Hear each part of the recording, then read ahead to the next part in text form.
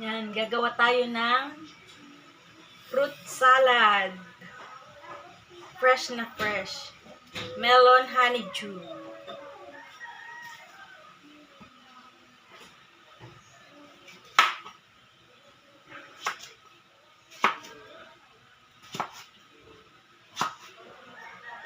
Fruit salad. Fresh fruit.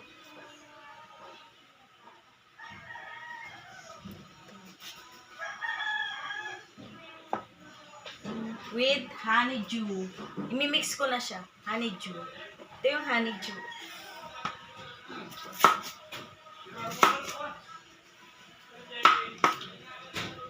Masarap to mamaya.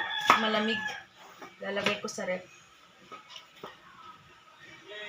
Tapos lalagyan ko ng gatas.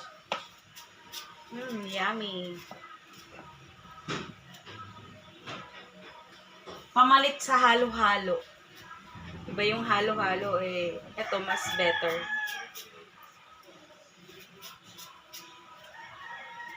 Habang nakatambay sa labas.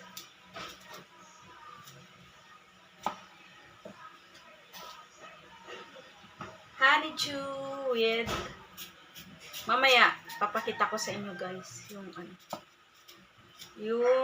kinalabasan.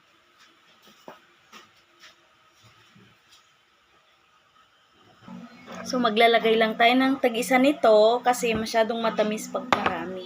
Pag dalawa ganun, ayan. Tapos na siya. Ito, actually second time ko na siya nagawa. Naubos na yung, meron pa palang natira yung konti kahapon na ginawa ko.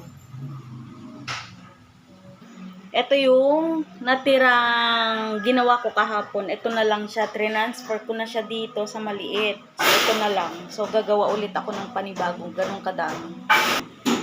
So, yan. Minix ko lang ito. Itong condensed at saka all-purpose cream. Saka ko siya ibuhos. Kasi, hindi ko na siya mamimix mamaya. Pinuhos ko na siya lahat. Para sarap. Ang sarap na to mamaya guys, lalo na pag malamig na malamig.